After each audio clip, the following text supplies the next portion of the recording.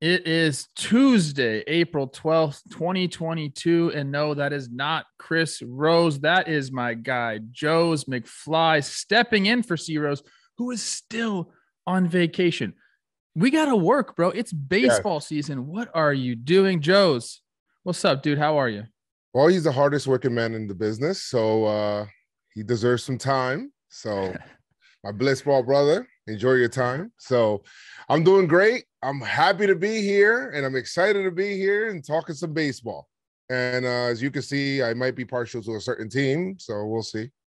Yeah, we know that about you. Yes, I should have known you would taken your blitzball colleague's side right there. Joez McFly, pinstripe strong. He announces everything from Bino to blitzball. He can do it all. And again, thanks for joining us. Let's get right into it. Let's do it. And we're going to talk about that team that you love so much, but kind of maybe in a negative light here. We'll start in the Bronx. The Blue Jays rolled into town and blanked the Yanks 3-0. I know you were watching, Joez. Were you more impressed with Alek Manoah, who went 6 innings pitched, 1 hit, 0 runs, or that flashy Blue Jays defense last night? I it's kind of like a pick 'em with both of them. I mean, Manoah had them off balance. The Yankees could put the ball over the wall. We know this. Giancarlo is as hot as the sun, but the Yankees haven't really done really well against Manoah at all. He was painting the corners. Got a couple of calls from the umpires, all right. But I'll tell you what, that defense was crazy from the Blue Jays. Bo Bichette saved a bunch of runs, in my opinion, in that game. There was a double play that they turned where Espinal got the ball at second base and threw it to Bo Bichette. Bo Bichette also got one in the shortstop hole, which is crazy to me. I'm like, where and apparently he's been working on that throw over and over and over and over and over again, and it shows. And it was wild to me. Just the defense. Nothing would drop yesterday. No. For the Yankees. No, they were really good. That defense was really impressive. Actually helped Manoah out. At one point, I think he walked 4 out of like 6 batters or something like that. So he got into a little bit of trouble. But you're right, Joez. There was the double play that Espinal ranged to his left. He 360, Bo 360, Vlad stretched. It was unbelievable. And that one play you're talking about in the holes, past a diving Matt Chapman, that ball's not hit particularly hard. And when you have to go over there in the hole as a shortstop, you want it firm. It just gives you it just gets in your glove a little bit better. You're able to plant. When that ball's soft, you kind of have to like go up and get it. Your feet aren't right, but he still made an incredible throw. And then one other play though was a Teoscar Hernandez coming in, diving on that little blooper right there. I mean, they were all over the place, everywhere. And Manoah used it to his advantage. I think he made his debut in New York, if I'm not mistaken. So he's very comfortable there. Very comfortable. He was hype. You know, you love to see that as a baseball fan, but being on the other side of your team, I mean, he was just cutting them up. It was crazy. But the other thing about that Bo Bichette play in the hole, Matt Chapman, there was a broken bat that they had to, that was kind of like there also. So there was a lot of like moving parts for Bo Bichette to still kind of stay there and keep that ball true was awesome.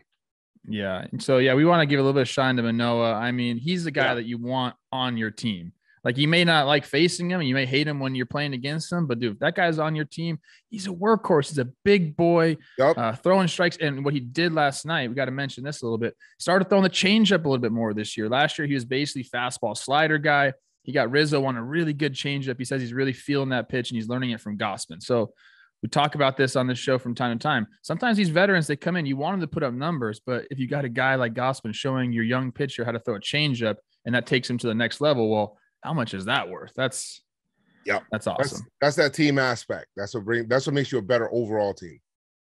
All right, moving on. Your boy Chris Rose, like you said, still in Cabo drinking margaritas.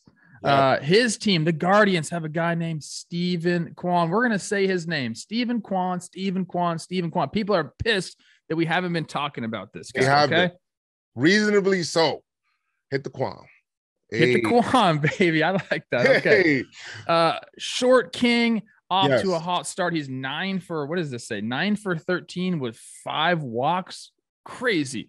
A career 380 OBP guy in the minor leagues. Yep. Over or under 380 OBP for him in the big leagues at the end of this year, Joez? Uh, it's the big leagues. It's his first year. There's gonna be a learning curve time. I'm gonna go slightly under, but he's had in the minor leagues in just different areas. He's had 480 on base percentage, 429, 407, 411 in just different stops.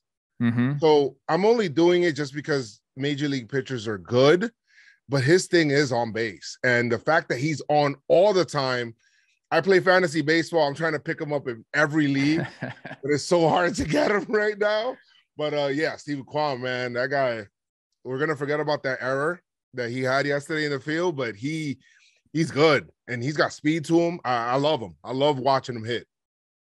Still has not swung and missed at a pitch, which is also very impressive. Yeah, the 380 OBP can kind of get thrown off. He had 1 year, I think it was 2019, yep. At like a 360 clip or something like that brought those numbers down. I actually think he might end up over 380 OBP here because he knows the strike zone. And if you know the strike zone and you can foul off tough pitches and you're making these pitchers work, a lot of those 3-2 counts are going to go in your favor. 3-1, if a guy that knows the strike zone is not going to expand, he'll take his walks. So I'm looking for him to do that. And you know what? I started thinking, what are some of the best seasons of on-base percentage? Because in my mind, that's the true telling of a great hitter. How often can you get on base? Do you know what the highest ever is, Joez? On-base percentage? Yeah, for 1 year.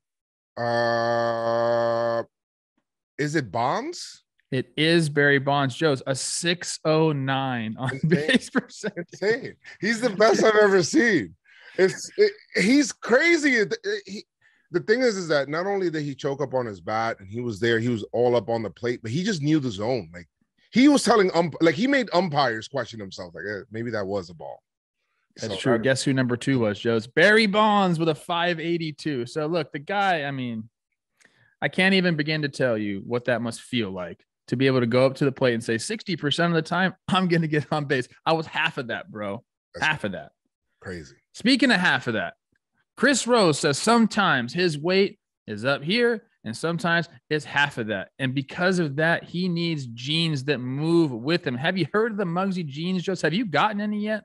Yes, I got some. They're awesome. We actually wore them for the opening day stream that we wish you were here for. Yeah. They're so comfortable. They're really roomy. And they're great. I love those MUGSY jeans. Yeah. I love how they can stretch with you. You can move. You can be athletic because you never know. I might have to just join a blitzball game out of nowhere. I can't have these jeans that are riding me. I need to free my balls, Joez. I actually got the jacket. And let me tell you about this. I got this jacket, wore it out to dinner in Beverly Hills, and people are like, who is that? Is that a model? And I was like, no, bro, I work at John Boy Media. That's all I do. MUGSY jeans. Do your legs a favor. Head on over to MUGSY.com to pick up a pair of the most comfortable jeans we've ever worn. That's MUGSY.com, MUGSY.com for 10% off your entire order using promo code TODAY. Free your balls with the most comfortable jeans on planet Earth at MUGSY.com. And again, use promo code TODAY for 10% off your entire order. Speaking of order, the Phillies their batting order is disgusting. They score 5 in the 8th to take the lead and get the win against the Mets. Was that great for the Phillies or really bad for the Mets? I'll let you guys decide. But after the game, kind of the bigger issue here, Alec Bohm addressed the media about his "I blanking hate this place" quote. He was caught on camera mouthing those words. He ended up fessing up to it and saying, yes, I did say that. Are you giving him kudos for coming clean? Or should he have lied and said, I didn't say that. This is what I said. I'll give him credit just because I'm in New York, right? So listen, I don't boo my players, right? That I root for. But there are people that boo and they're well within their right to boo. If you're in those markets, you're in New York, you're in Philly, you're going to hear it. So sometimes, I mean, he had a rough day defensively, and I'm sure that was weighing on him first, having 3 throwing errors, feeling like he's letting his team down, especially trying to come back and doing all of that stuff. But I'm going to give him credit for that, man. Like, for you to own up to something, they obviously you got caught, that's rights, right? Like, people know already. What are you going to do? Lie about it? You're just going to look even worse. And I feel like people have like a respect for people that can admit when they make a mistake. and that can admit, like, hey, you know what? I said that. It was in the moment of frustration. I don't mean it, and it's fine, and I'm ready to move on. I love the fans, and obviously I come here to play for them and do all of that. And, you know, it's just a moment. We all have momentary times of weaknesses, and that's okay. That's what makes us human. So. Absolutely. I was trying to think of like, what could he have said in place of, I didn't say I blanking hate this place. I said this, but it's really hard to, when you show that video, it's like, that's exactly what he said. So yeah, definitely. I give kudos to him. What a way to answer those questions. The guy's 25 years old and just handled it extremely well. The one thing that I think Philly fans have to kind of like about this whole situation is, yes, he's struggling on defense. I put out a tweet yesterday. It looks like the ball is foreign in his hands. Like he's not really, it's not one with him like it should be. He has all this muscle memory. He needs to go back and unlock that. I'm sure he'll start to work on that. The thing is, he's not letting it translate over into his offensive side. He's got 6 plate appearances. Joez, he's reaching every single one, 1,000 on base percentage. Take that, Barry Bonds. Yeah. You got to love his bat. You got to love his bat for sure. He was definitely part of that yesterday. He's handling this all while, you know, maybe having to find a new position or get playing time somewhere else because we have a guy named Bryson Stott who they brought on the roster. I think Bohm's going to get more of a leash here. But if he was to do what he did last year, which was to carry his defense over into his offense or vice versa, I think we'd be talking about it a lot differently. But it seems like he's separated both. And yeah, man, owning up to it at that age, it's excellent. I think if you're in Philly, you respect it. You have the right to boo him. He has the right to say that. And then at least come clean. Just say, look, I don't mean it. I was caught up in the moment. Move on. Let's move forward. And guess what? Winning helps a lot. If they would have lost that game, this would have been a completely different conversation. Don't you think? Yes. The fact that it was a comeback win, 5 in the 8th. How about the Phillies? The Phillies, man. That was crazy. That's what we've been talking about. You know, with that lineup, those 5 right in a row, nothing's safe. And Didi was going off. And, man. Crazy. In the gaps. Just shooting the gaps, shopping at the gaps. Love that. And I love baseball, man, because those innings, they just kind of avalanche. I don't know how it feels like to be like, I know when I did play in high school, right? When I did play, it was more like those innings feel like they're like avalanching on you. It's like, what's going on? Can we get it out somewhere? It's like nothing would drop in, but it was awesome to watch. Sorry for the Mets. Think about that. You know, you're talking about the Blue Jays. You said nothing can fall. Like we could have hit the ball anywhere. Nothing was going to fall. And then you get into this game against the Phillies. The Mets are like, we can't stop anything. 5 runs in the freaking 8th inning, and they come back to win it. So good on you, Alec Bohm. You crushed it, man. Let's move on to a couple of veterans looking to start off strong with their new teams.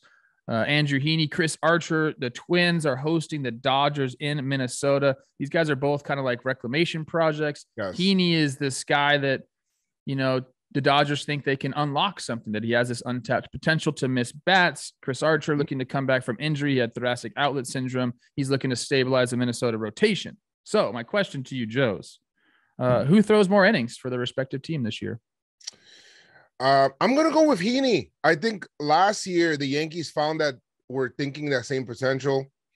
And I had the thing where it was just like, I can't believe the Yankees, like, I did not like to see Heaney come into the game as a Yankee fan because the Yankees were kind of using him out of position. They were bringing him in as a reliever. He's a starter. He's always been a starter. Let him start. Let him figure it out as a starter. And I think now he's with the Dodgers. It's a good team. I think he could be able to settle down, lefty out there. And I think it'll be Heaney. I think Heaney could have like a little bit of a resurgent year out there. But don't forget about Archer either. I mean, Minnesota's gonna bang, so they might leave him in some games a little bit longer. So we'll see with that. But I'm kind of liking Heaney there. I'm gonna go Archer just because I think his leash is gonna be a little bit longer. I wish for success for Heaney. He's a buddy of mine. And yes, I guess we can start with him. The Dodgers are looking to tap into that swing and miss stuff. You know, they've hooked him up to all the biomechanics machines, saying like, I guess his hips weren't in the right place. He was over rotating, not being linear enough to the plate. So they're looking to get him back there where he can strike some dudes out, miss some bats. For Archer, I think he's just going to, like I said, get a longer leash. You know, Minnesota needs these innings to be eaten by somebody. And Archer's the perfect guy to do that. He's coming off thoracic outlet syndrome. He's only thrown, I think, 19 innings since the end of 2019.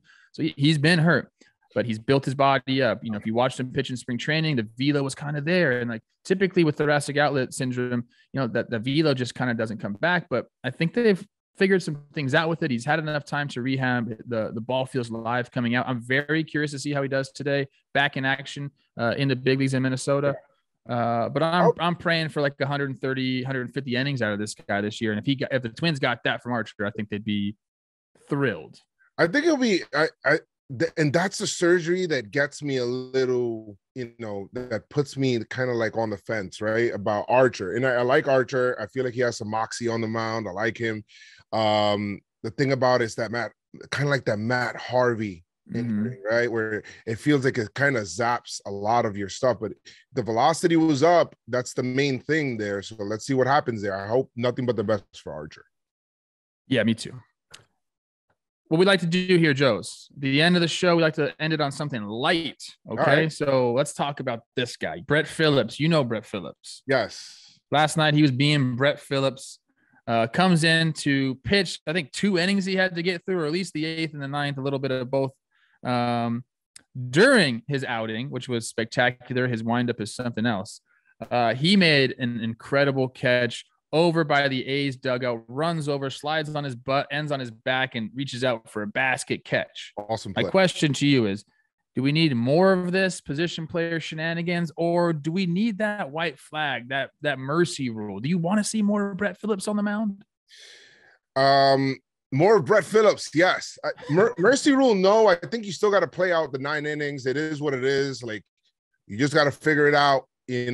I've seen teams come back from down big, and that happens as well. 27 outs is my mantra, so you got to play them all. You got to play them all till you play them all. And Brett Phillips, that catch is awesome. He's having fun out there. I think it's a testament of a good team.